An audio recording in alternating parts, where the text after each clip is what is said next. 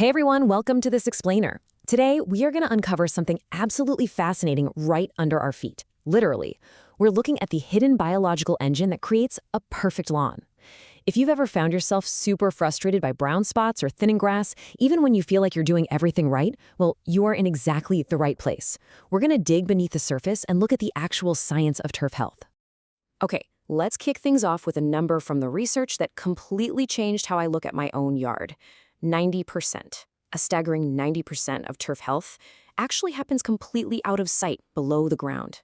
Turfgrass scientists, they don't even look at the green tops first. They focus on what they call the hidden half of the plant. That means if we want a lawn that survives hot summers, resists disease, and stays greener longer, we've got to stop staring at the grass and start looking at the soil. Section 1. The lawn's hidden half.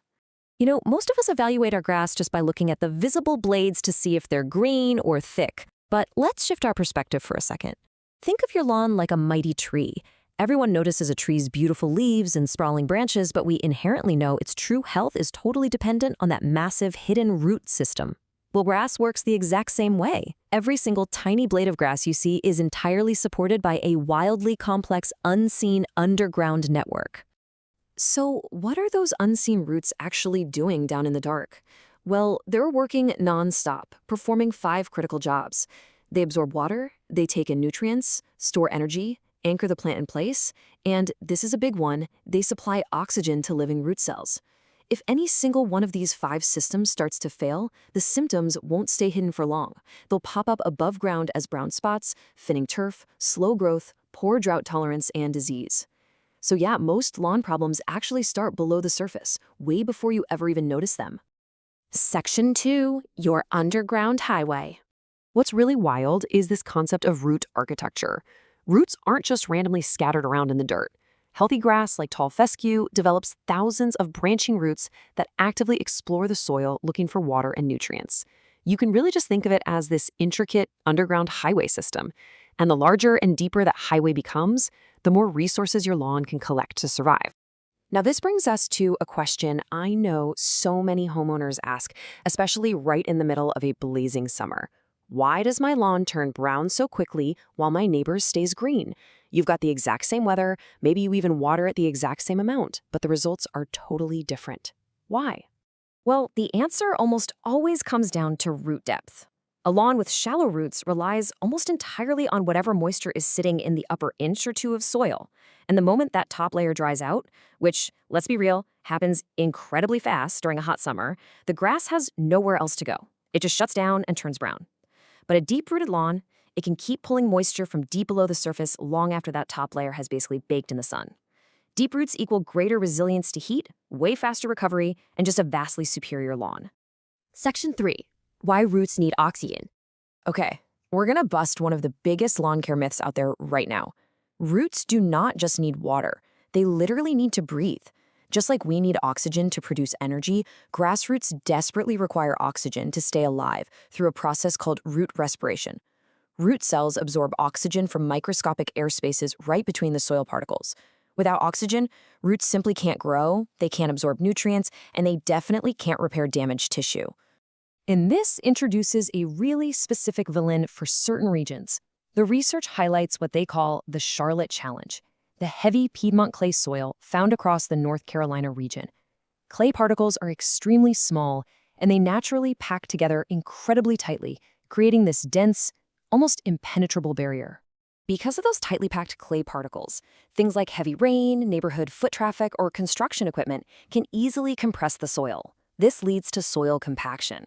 When the soil compacts, those tiny life-saving air pockets we just talked about completely collapse. The oxygen disappears.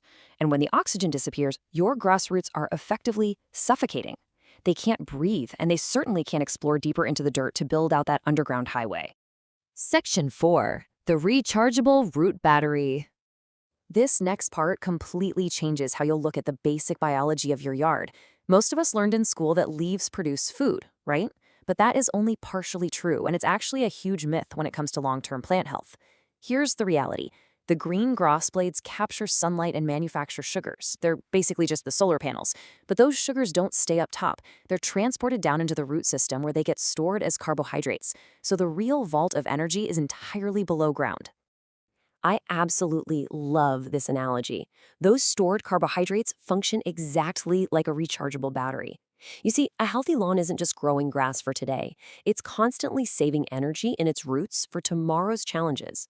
Your lawn is totally dependent on this energy reserve to recover after you mow it, to survive intense heat stress, to repair bug damage, to fight off disease, and to give you that beautiful green up when spring finally arrives. Basically, if the root system is weak, the battery is dead. Section 5. Signs of struggling roots. So how do you know if your root battery is dying? Well, it's time to play turf doctor, because your lawn will actually send you cries for help long before it completely dies out. If you see water constantly running off your lawn or just standing in puddles after a rainstorm, that actually means you have severely compacted soil. If your grass wilts super quickly in the afternoon heat, you've likely got a shallow root system. Thin, patchy, brown turf. That is not just a lack of fertilizer, my friends. Those are starving, suffocating roots. And if your grass takes forever to recover after a standard mowing, your root battery is completely depleted. Section 6. Building from the ground up. Now that we know what's going wrong in the hidden half, let's talk about how to actually fix it. The ultimate root-level solution to a suffocating lawn, especially in those tight clay soils, is core aeration. This isn't just some cosmetic service. It is a vital medical procedure for your yard. By physically removing small plugs of soil, aeration instantly relieves soil compaction. It immediately improves the movement of oxygen into the root zone, literally allowing the plant to breathe again. It increases water infiltration, encourages those roots to grow deeper, stimulates beneficial microbes, and creates the absolute perfect conditions for overseeding. It's a long-term investment that restores the essential airspace your lawn desperately needs. And this brilliantly illustrates the big picture. Fixing a lawn isn't about just throwing chemicals at the green blades up top. It requires a holistic approach to the whole environment. The source text highlights the strategy used by Lawn Pride of North Charlotte. They focus on proper fertilization, responsible watering practices, and critical fall core aeration to improve the entire growing environment year after year. Because honestly, when you finally get the hidden half of your lawn healthy, the visible half practically takes care of itself. Which leaves us with this final, really powerful thought. Healthy lawns don't happen by chance. They happen by choice. You now know the biological secret, that 90% of your lawn's health is happening completely underground. You know about the underground highway, the desperate need for oxygen, and that rechargeable root battery. So the question is, what choice are you going to make for your soil this season? Are you going to keep treating just the symptoms on the surface, or will you choose to nurture the hidden half? The world of soil science is vast, and we've really only scratched the surface today. Thanks so much for joining me on this explainer. Keep digging deeper, and I will catch you next time.